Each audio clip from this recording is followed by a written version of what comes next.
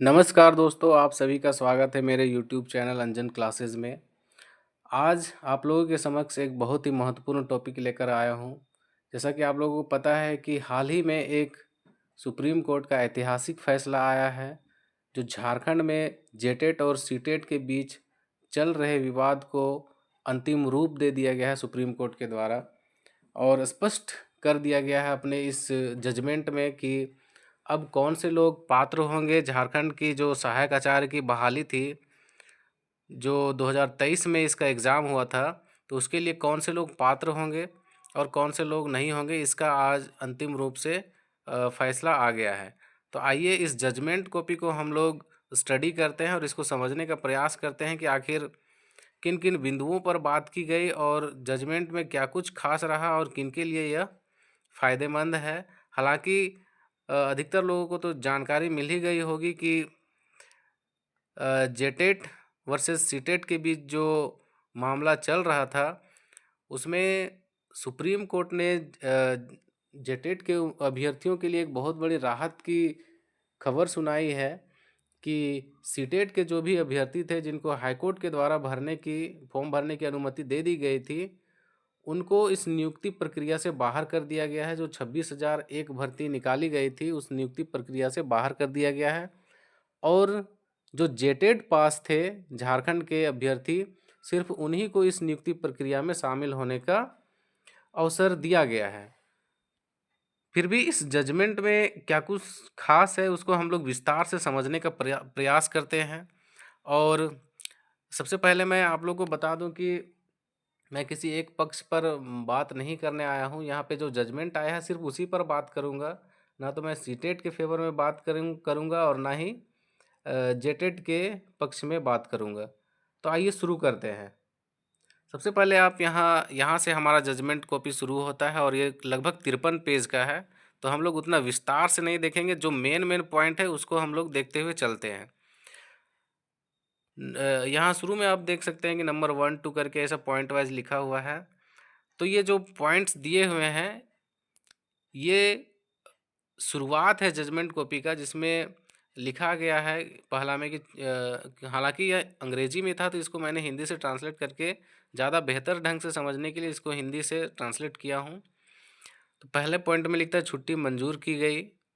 दूसरा है शिक्षा का अर्थ केवल जानकारी देना नहीं बल्कि प्रेरणा देना है। यहाँ पे शिक्षक के नज़रिए से इस बात को लिखा गया है कि शिक्षक कितने महत्वपूर्ण होते हैं किसी भी समाज के लिए, और उसकी महत्ता को यहाँ पे बताया गया है 2 नंबर पॉइंट में। उसके बाद तीसरे नंबर के पॉइंट में आप लोग देखेंगे, यहाँ पे लिखता है कि ये तत्कालिक अपील निम्नांकित निर्णय से उत्पन्न हुई। कि मतलब यह विवाद क्यों उत्पन्न हुआ, ये यहाँ पे लिखा गया है कि 20/12/2023 का जो हाईकोर्ट का आदेश आया था कि जो प्रतिवादी बने थे वहाँ पे सीटेट के लोग, आप लोगों को पता होगा कि हाईकोर्ट गए थे कि झारखंड में टेट 8 साल से नहीं हुआ है, तो सीटेट के अभ्यर्थियों को भरने का मौका दिया जाए, जिसमें वो लोग जीत गए।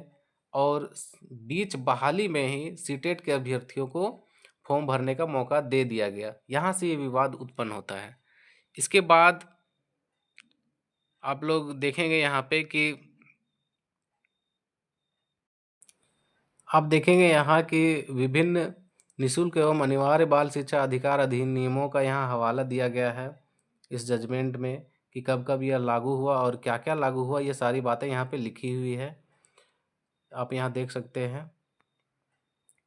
उसके बाद एनसीटी के नियमों का भी यहाँ पे संक्षेप में व्याख्या किया गया है कि एनसीटी का क्या नियम कहता है कि कक्षा 1 से 8 तक का जो योग्यता है, आरटीई के तहत न्यूनतम योग्यताओं में से शिक्षक पात्रता परीक्षा उत्तीर्ण करना है।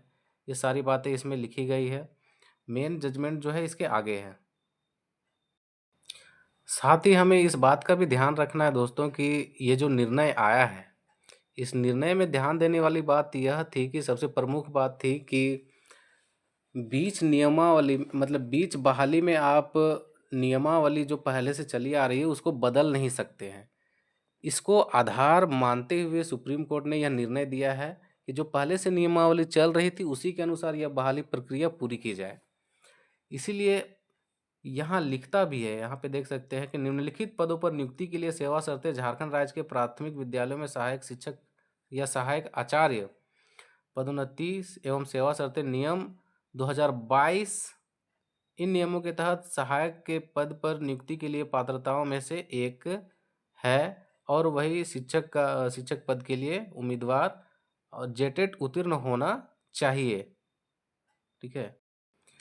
नियम में साफ स्पष्ट लिखा हुआ था कि नियमों के अनुसार जेटेट उत्तीर्ण होना उम्मीदवारों के लिए पात्रता में से एक है। जो नियमावली निकाली गई थी उसमें लिखा हुआ था कि जेटेट उत्तीर्ण होना उम्मीदवारों के लिए अति आवश्यक है। तो यही एक मुख्य बिंदु था जिसको आधार बनाते हुए माननीय सर्वोच्च न्यायालय ने यह फैसला दिया है। दोस्तों, सीटेट के लोगों ने कोर्ट में कहा कि हमें 8 साल से इसमें बहाली मतलब जेटेट में शामिल होने का अवसर नहीं मिला है। इस पर सरकार ने जवाब देते हुए कहा, प्रतिवादी होने के नाते, कि जो जेटेट है कोविड-19 के वजह से आयोजित नहीं किया जा सका। सरकार का इसमें एक क्या बोलते हैं, एक रास्ता मिल गया अपना पक्ष रखने का कि कोविड-19 था, इस वजह से हमने जेटेट नहीं मतलब ले सके। इसीलिए उन्होंने कहा कि सीटेट जो है वो जेटेट की गुणवत्ता और मानक जो है सीटेट के बराबर था, इसीलिए उनको इसमें शामिल होने का अवसर दिया जा सकता है। इसके बाद जब हलफनामा दायर किया गया सरकार के द्वारा, तो यहाँ उन्होंने कहा कि अनुपालन में पूरक जवाबी हलफनामा दायर किया गया है। राज्य का तर्क है कि पर्याप्त संख्या में जेटेट उम्मीदवार हैं। राज्य में उपलब्ध अभ्यर्थियों को सीटेट योग्यता की अनुमति देना शिक्षकों को विज्ञापित रिक्तियों के लिए आवेदन करने से पूर्वाग्रह पैदा होगा जेटेट उत्तीर्ण उम्मीदवारों के अधिकारों के लिए। इसके अलावा सीटेट या एसटेट योग्य उम्मीदवारों पर तभी विचार किया जा सकता है जब राज्य सरकार ने टेट आयोजित न करने का फैसला किया हो। यानी सरकार यहाँ साफ बचना चाह रही है कि हमने टेट आयोजित नहीं करने का फैसला ऐसा कभी नहीं लिया है, कोविड की वजह से हम टेट नहीं ले पाए, ये हलफनामे में उन्होंने बताया कोर्ट को। उसके बाद पॉइंट नंबर 16 में यहाँ पे लिखता है कि उच्च न्यायालय ने दिनांक 20/12/2023 के विवादित निर्णय के तहत WPPIL संख्या इतना इतना बैच को अनुमति दी गई कि मौखिक निर्देशों के आधार पर महाधिवक्ता की रियायत जवाबी हलफनामे में लिए गए रुख के विपरीत, मतलब जो हलफनामा दायर किया गया था उसके विपरीत पूरक जवाबी हलफनामा की राज्य ने छूट देने का फैसला किया है। पात्रता मानदंड और उत्तरदाताओं को अनुमति देने के लिए तैयार था और राज्य झारखंड के अन्य निवासी जिन्होंने सीटेट या एस्टेट उत्तीर्ण किया हो भर्ती की चल रही प्रक्रिया में भाग लें, ये यहाँ पे सरकार के द्वारा कहा गया। विज्ञापन संख्या 13 जिसमें जेटेट उत्तीर्ण करने की शर्त है। उसके बाद 3 वर्ष के भीतर जब भी टेट होगा उसमें पास करना अनिवार्य होगा। ये हाईकोर्ट के आदेश में लिखा हुआ था, जजमेंट में लिखा हुआ था। उसके बाद जो निर्णय लिया गया, विवादित निर्णय के बाद जेएसएससी ने शुद्धि पत्र में निवासियों से ऑनलाइन आवेदन आमंत्रित किए गए। उसके बाद जेएसएससी अपना काम चालू करता है और बीच बहाली में सीटेट के अभ्यर्थियों और एस्टेट के अभ्यर्थियों से आवेदन मंगाने लगता है। उसके बाद राज्य सरकार जो है, जो भर्ती प्रक्रिया थी, नियम थे जो पहले से चले आ रहे थे, उसमें संशोधन कर दिया, जबकि संशोधन करना नहीं है, मतलब बीच बहाली में संशोधन नहीं किया जा सकता, ये नियम है। तो उसमें उन्होंने संशोधन कर दिया। आप यहाँ पे देख सकते हैं, सहायक आचार्य संवर्ग असिस्टेंट टीचर कैडर उसका नाम दिया गया और उसके तहत सभी सीटेट अभ्यर्थियों को फॉर्म भरने का मौका दिया गया। उसके बाद जेटेट के अभ्यर्थी जो अपील करता थे, उनका तर्क था, मुख्य जो तर्क था वो था कि झारखंड राज्य के विद्यालयों में जो क्षेत्रीय भाषा की पढ़ाई होती है, जिसका परीक्षण किया जाता है, वो सिर्फ जेटेट के अभ्यर्थियों के पास ही वो गुणवत्ता है। वो जो जनजातीय भाषा की पढ़ाई करते हैं और उनका विषय भी क्षेत्रीय भाषा होता है। ये उन्होंने तर्क दिया है। साथ ही उन्होंने कहा कि जेटेट योग्यता रखने वाले राज्य में 1 लाख से अधिक अभ्यर्थी हैं, शिक्षक हैं, इसमें ढील देने की कोई आवश्यकता नहीं है। दोस्तों, इन बातों की पुष्टि के लिए अनेक तर्क दिए गए, अनेक उदाहरण प्रस्तुत किए गए। जैसे आप यहाँ पे देख सकते हैं कि एनटी डेविन कट्टी बनाम इस न्यायालय के निर्देशों पर कर्नाटक लोक सेवा आयोग, उसके बाद पीएम लता बनाम केरल राज्य, उसके बाद देवेश शर्मा बनाम भारत संघ और अन्य एसीसी, इन सब केस का हवाला दिया गया कि इनमें इस तरह का निर्णय पहले से आ चुका है। दोस्तों, और भी बहुत सारे तर्क दिए गए। काफ़ी लंबे समय तक यह केस भी चला, 1 साल तक लगभग संघर्ष जेटेट के अभ्यर्थियों ने किया। उसके बाद हम लोग निष्कर्ष पर पहुंचते हैं कि आखिर इसका निष्कर्ष क्या निकला।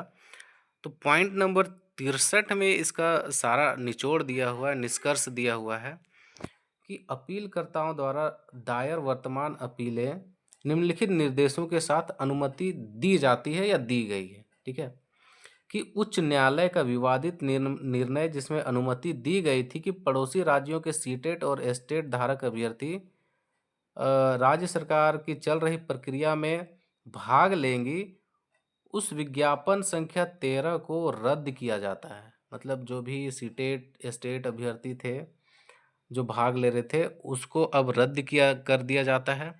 उसके बाद पॉइंट नंबर 2 के 62 के दूसरे नंबर में लिखा है कि जेटेट धारक जिनके पास अपेक्षित योग्यता थी 2022 भर्ती नियमों के तहत, मतलब जो 2022 भर्ती नियम था उसके तहत जो योग्यता रखते हैं और जेटेट पास हैं, 2024 संशोधन के अनुसार वही पात्र होंगे और नियुक्ति और उनके परिणाम तुरंत घोषित किए जाएं और नियुक्तियां पूर्णतः योग्यता के आधार पर की जाएं। यहाँ पर सुप्रीम कोर्ट का स्पष्ट आदेश है कि जो भी 2022 भर्ती नियम की अर्हता में आते हैं, उस नियम के अंदर आते हैं, वही इसके पात्र होंगे इस बहाली में भाग लेने के। और स्पष्ट आदेश भी दिया गया है कि इसको तुरंत परिणाम इसका तुरंत घोषित किया जाए और नियुक्तियां मेरिट के आधार पर कर दी जाए। उसके बाद तीसरा नंबर में भी लिखा है कि हम यह स्पष्ट करते हैं कि सीटेट धारक या एस्टेट धारक जो उच्च न्यायालय के निर्णय के बाद आवेदन किया गया है, वो जो है उसमें संशोधन, नियमों में संशोधन नहीं किया जाएगा। विज्ञापन का जो पहले से नियम बना हुआ है उसमें कोई संशोधन नहीं किया जाएगा। और अंत में लिखता है कि इसका निपटारा कर दिया गया, फाइनल डिस्पोजल इस केस का हो गया है। अब रही बात सीटेट के अभ्यर्थी जिन लोगों का कहना है कि हमारे साथ अन्याय हुआ, न्याय नहीं हुआ, हम लोग रिव्यू के लिए जाएंगे, तो वो जा भी सकते हैं, उनका कानूनी अधिकार है, इसमें कोई रोक नहीं सकता। ठीक है, जाना भी चाहिए, अगर उनको लगता है कि उनके साथ अन्याय हुआ है तो जाना भी चाहिए। लेकिन मेरा मानना है कि सुप्रीम कोर्ट का एक बार जब आदेश आ जाता है, ऑर्डर आ जाता है, तो फिर उसके साथ छेड़छाड़ नहीं किया जाता। जैसे आप टीजीटी का भी केस देख सकते हैं, जो हाल ही में टीजीटी का बहाली हुआ, उसमें 2022 में उसका निर्णय आया। उसके बाद बहुत से लोग रिव्यू के लिए गए भी, तो वहाँ पे उस बहाली प्रक्रिया के साथ कोई छेड़छाड़ नहीं किया गया। जो जो आदेश सुप्रीम कोर्ट का था वही तटस्थ रहा और उसके बाद उसमें कोई परिवर्तन नहीं किया गया। इसलिए इस पर थोड़ा ध्यान भी देंगे। धन्यवाद। उम्मीद है कि आप लोगों को यह वीडियो अच्छा लगा हो। एक और वीडियो मैं बनाऊंगा जो भर्ती नियम के आधार पर होगा, उसके अनुरूप होगा कि वह नियम क्या कहता है, उसका भी मैं एक विस्तृत वीडियो बनाऊँगा। तब तक के लिए धन्यवाद।